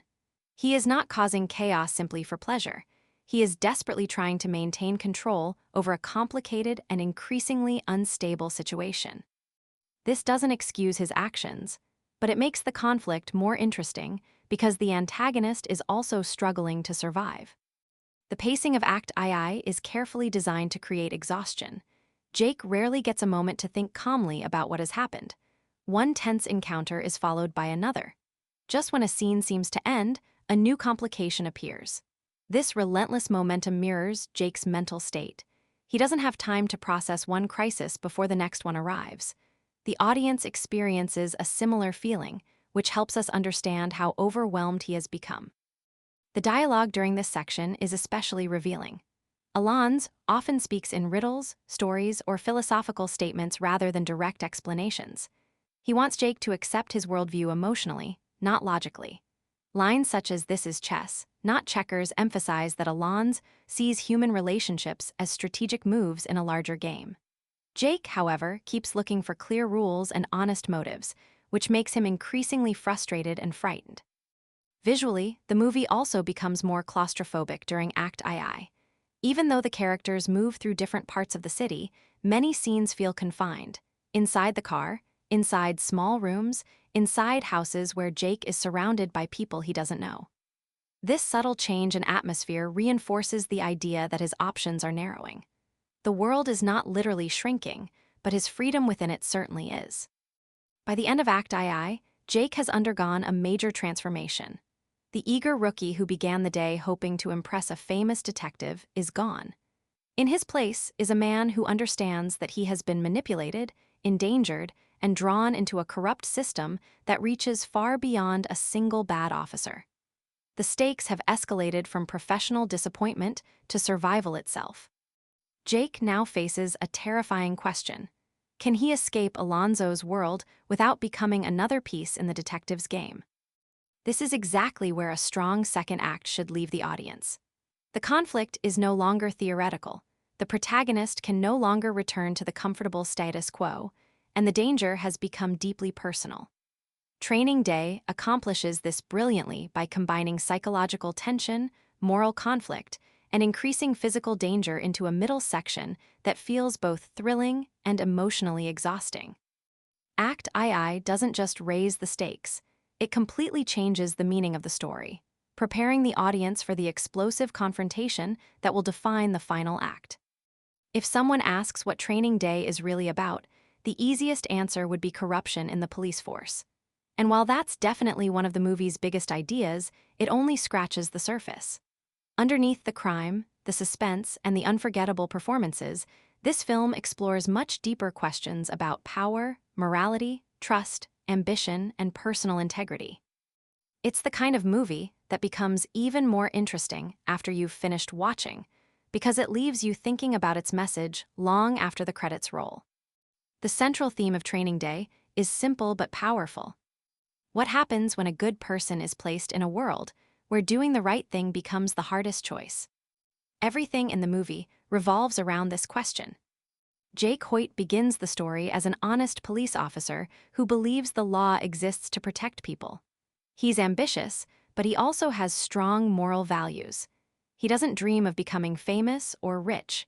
He simply wants to become a better officer and earn a place in the narcotics division. Then he meets Alonzo Harris. Instead of teaching Jake how to investigate criminals, Alonzo spends the entire day testing his values. Every difficult situation forces Jake to choose between success and integrity. Should he obey his training officer? Or should he follow his conscience? This conflict becomes the emotional heart of the film. One of the strongest themes is the corrupting influence of power. At the beginning of the movie, Alonzo appears to have everything. He has authority. He has experience. He has respect from many people. He moves through Los Angeles as if every street belongs to him. But the movie slowly reveals that power without accountability can become incredibly dangerous. Alonzo doesn't believe the rules apply to him anymore. Instead of using his badge to protect others, he begins using it to protect himself. This transformation is one of the film's biggest warnings. Power itself isn't evil. The danger begins when someone believes they're above the law they are supposed to enforce. Another major theme is the difference between fear and respect. Throughout the movie, Alonzo controls people through intimidation. Many individuals obey him because they're afraid of the consequences of saying no. At first, this strategy appears successful. People listen. Doors open. Conversations stop when he arrives. He seems unstoppable. But as the story progresses, the movie quietly asks an important question. Is fear the same as respect? The answer becomes clear by the end. Fear can force obedience for a while. Real respect has to be earned. Jake understands this naturally. He treats people with kindness whenever possible. He listens before judging. He helps others without expecting rewards. These actions may seem less powerful during the moment, but they eventually prove much stronger than intimidation. Another important message involves ambition. There's nothing wrong with wanting success. Jake wants to join the narcotics unit because he believes he can make a difference. The problem appears when ambition begins replacing morality. Alonzo repeatedly suggests that achieving results matters more than following principles. According to him, success justifies almost any method. The movie strongly challenges this belief. It argues that success loses its value if reaching it requires sacrificing your character. One of the most interesting ideas in Training Day is that corruption rarely begins with huge crimes. Instead, it often starts with small compromises. One questionable decision. One ignored rule. One dishonest action. Each step makes the next step easier. The film shows this process through Jake's experience. Alonzo never immediately asks him to abandon every principle. Instead, he introduces small tests. Each one seems manageable on its own. But together, they slowly pull Jake toward a dangerous path. This gradual approach makes the movie feel realistic, because major corruption often develops exactly this way. The film also explores appearances versus reality. Almost every important character challenges first impressions. When Jake first meets Alonzo, he seems like the perfect mentor. Confident, experienced, charismatic. As the day continues, that image slowly falls apart. The same idea applies to many situations throughout the movie. Safe places become dangerous. Friendly conversations hide hidden motives. People who appear trustworthy aren't always honest. Others who initially seem threatening reveal surprising humanity. This constant uncertainty teaches both Jake and the audience not to judge situations too quickly. Trust becomes another major theme. Who deserves it? How is it earned? Can it be repaired once it's broken? Jake begins the day trusting Alonzo because of his position and reputation. By the end, he understands that authority alone doesn't guarantee honesty. The movie reminds viewers that trust should be based on actions rather than titles. Just because someone has power doesn't automatically make them worthy of loyalty. The idea of identity is equally important. Throughout the story, Jake keeps asking himself one silent question. What kind of police officer do I want to become? At first, the answer seems obvious. He wants to become successful. Later, success becomes less important than remaining honest. By the end of the movie, Jake understands that wearing a badge isn't what defines a good officer. Character does. This lesson extends beyond policing. It applies to almost every profession and every part of life. Jobs don't define people. Choices do. Another fascinating theme is mentorship. Normally, mentors help young people grow into better versions of themselves. Alonzo completely twists this idea. Instead of teaching Jake how to improve, he tries to reshape Jake into someone who accepts corruption as normal. The movie asks viewers to think carefully about who they allow to influence them. Experience alone doesn't make someone a good role model. Wisdom and integrity matter just as much. The film also explores moral courage. Physical bravery appears throughout the story, but moral bravery is even more important. Standing up to someone more powerful than yourself is often much harder than facing physical danger. Jake repeatedly finds himself in situations where remaining silent would be easier. Speaking up carries enormous risk. Still, he continues fighting to protect his principles. This message remains one of the movie's strongest emotional lessons. Integrity often requires courage. Another powerful idea is that every choice creates consequences. Throughout the movie, characters constantly make decisions. Some act out of greed, some out of fear, some out of loyalty, some out of kindness. The interesting part is that those choices rarely disappear. Instead, they return later in unexpected ways. A good deed may save someone. A selfish decision may create future problems. The movie carefully shows that actions matter, even when the results aren't immediately visible. Justice is another theme, handled in a realistic way. Unlike many action films, Training Day doesn't suggest that justice always arrives quickly or perfectly. Corruption can survive for years. Powerful people can avoid consequences for a long time. But eventually, lies become harder to maintain. Fear begins to weaken. Truth starts finding its way to the surface. This realistic approach makes the story more believable than a simple good versus evil adventure. The movie also reminds viewers that experience doesn't automatically equal wisdom. Alonzo has years of experience. Jake has very little. Yet Jake often shows greater emotional intelligence, empathy, and moral understanding. This contrast suggests that knowledge without ethics can become dangerous. Being skilled at something doesn't automatically make someone admirable. One subtle message many viewers notice after multiple viewings is that kindness has unexpected value. Several moments where Jake helps people seem small during the first half of the film. They're easy to overlook. Later, those moments become incredibly meaningful. Without loudly announcing its lesson, the movie suggests that treating people with respect creates connections that fear never can.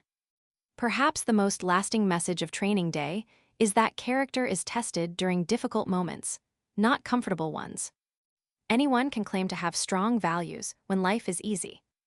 The real test comes when honesty costs something. Jake loses opportunities. He faces danger. He risks everything. Still, he refuses to completely abandon his principles. That's what makes him a true hero. Not because he's the strongest, not because he's the smartest, but because he chooses integrity when compromise seems much easier. In the end, Training Day is much more than a crime thriller. It's a story about temptation, power, responsibility, and the difficult choices that define who we become. Through Jake's journey and Alonzo's downfall, the movie reminds us that success without integrity is ultimately empty. Fear can never replace genuine respect, and real courage often means standing alone when everyone else tells you to do the wrong thing.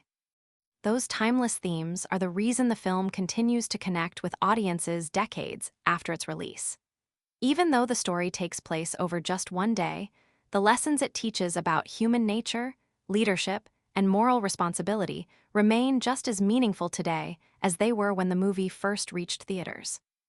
One of the first things you notice while watching Training Day is that it doesn't look like a typical Hollywood crime movie. There are no overly polished streets, no flashy camera tricks in every scene, and no exaggerated action sequences designed only to impress the audience. Instead, the film chooses a visual style that feels natural, grounded, and believable. This approach is one of the biggest reasons the story remains so immersive. The cinematography doesn't try to distract you. It pulls you deeper into Jake Hoyt's experience and makes you feel like you're spending the day right beside him. The film's cinematography was handled by Mauro Fiore, and one of his greatest achievements was making Los Angeles feel like a real place instead of a glamorous movie backdrop. Most films set in Los Angeles focus on luxury homes, beaches, or famous landmarks. Training Day goes in the opposite direction. The camera spends most of its time in ordinary neighborhoods, narrow streets, local stores, apartment buildings, and busy intersections. This choice immediately creates authenticity. The city feels lived in, not designed for a movie. One of the smartest visual decisions is the heavy use of real locations. Instead of relying on expensive studio sets, the filmmakers place the camera in actual neighborhoods. Because of that, every street has its own personality. Cars are parked naturally along the roads. People stand outside talking with neighbors. Children play in front of houses. Local businesses continue operating in the background. These aren't just decorations. They help create the feeling that life exists beyond the main characters. Even if Jake and Alonzo weren't driving through these streets, the city would continue moving. Another important aspect of the cinematography is the camera placement. Throughout much of the movie, the camera stays surprisingly close to the characters. This creates a very personal viewing experience.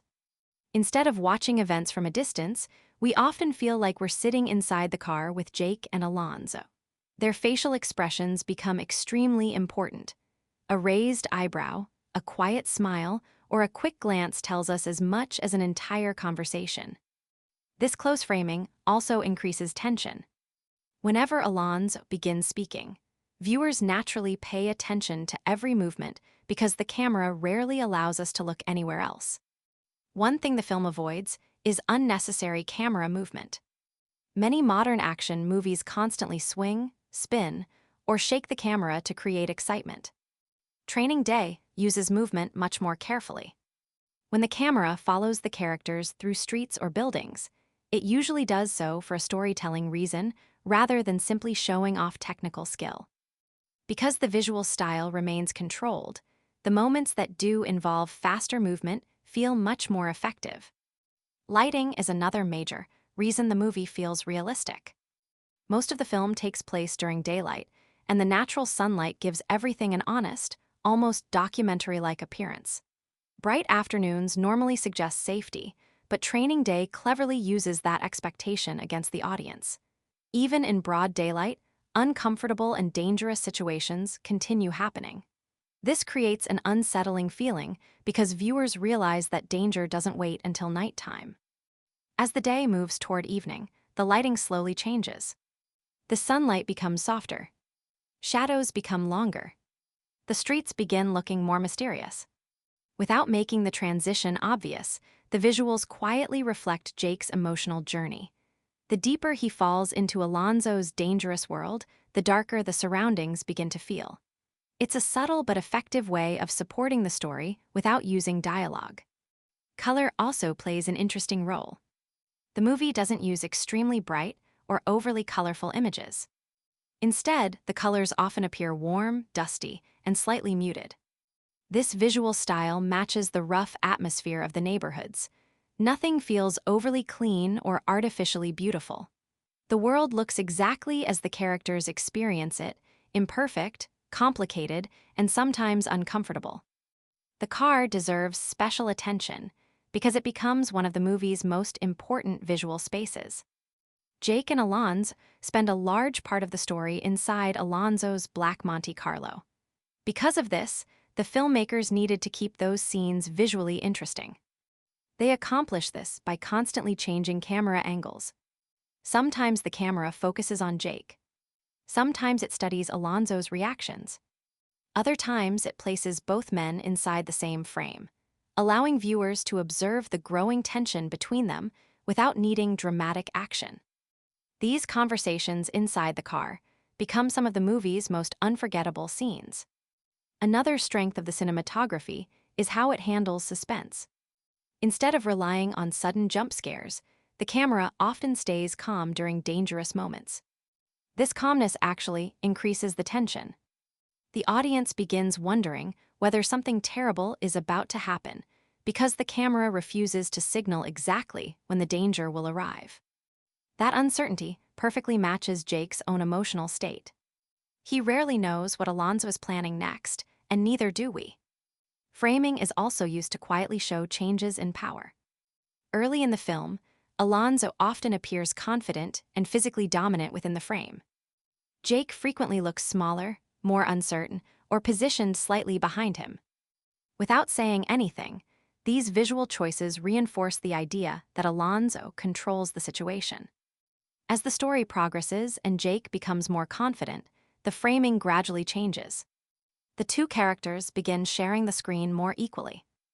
This subtle shift mirrors Jake's personal growth. Another impressive visual detail is the use of crowded environments. Many scenes include people walking through the background, talking, shopping, or simply watching events unfold. These background activities make every location feel alive. Instead of creating empty streets that exist only for the main characters, the filmmakers remind us that these neighborhoods are filled with ordinary residents living their daily lives. This realism strengthens the entire movie. The cinematography also pays close attention to facial expressions. Because Training Day is driven by conversation rather than nonstop action, emotions become incredibly important. The camera frequently captures tiny changes in Jake's face as he slowly realizes the truth about Alonzo. Confusion turns into concern. Concern becomes fear. Fear eventually transforms into determination. Similarly, Denzel Washington's performance benefits greatly from close-up shots. A simple smile from Alonzo can appear friendly one moment and threatening the next. The camera gives viewers enough time to notice those subtle emotional shifts. Another visual strength is how the movie avoids making violence look glamorous. When dangerous moments happen, they feel sudden and serious. The camera doesn't celebrate violence through exaggerated slow motion or flashy editing. Instead, the focus remains on the emotional consequences. In the end, the cinematography of Training Day proves that great visuals don't always require spectacular special effects or expensive camera tricks. By focusing on realism, carefully chosen locations, natural lighting, meaningful framing, and emotionally driven camera work, the film creates an atmosphere that feels authentic from beginning to end.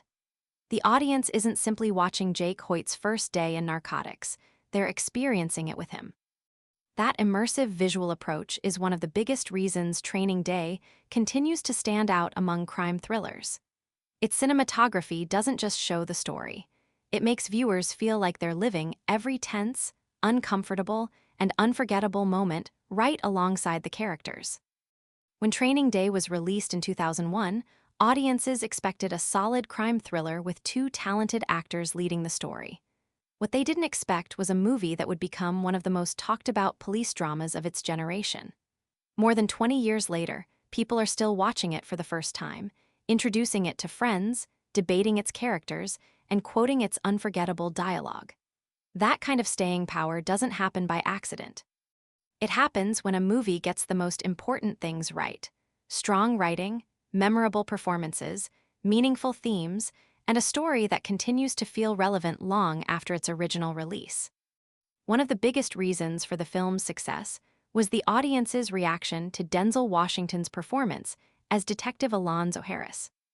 Before this movie, Denzel had built a reputation for playing honorable, inspiring, and heroic characters. Many viewers walked into the theater expecting another role that showed him as the good guy. Instead, they watched him play one of the most unforgettable villains in modern cinema. It surprised audiences. It impressed critics. And it completely changed expectations. His performance was so powerful that he won the Academy Award for Best Actor, making Training Day one of the defining moments of his career.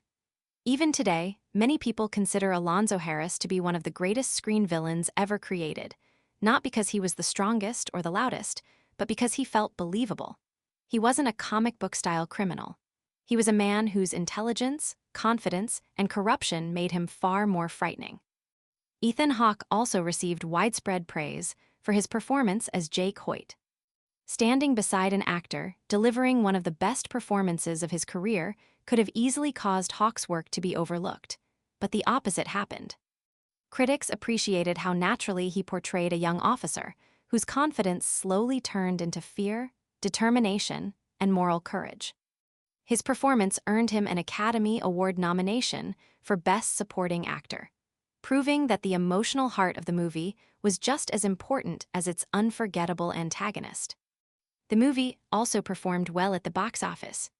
Produced with a budget that was modest compared to many Hollywood action films, it earned well over its production cost worldwide. That commercial success showed that audiences were interested in crime stories driven by characters and tension rather than nonstop explosions and special effects. It proved that strong performances and smart storytelling could attract viewers just as effectively as giant action sequences. Critical reception was largely positive, especially regarding the performances, screenplay, and direction. Many reviewers praised Antoine Fuqua for creating a movie that felt authentic instead of exaggerated.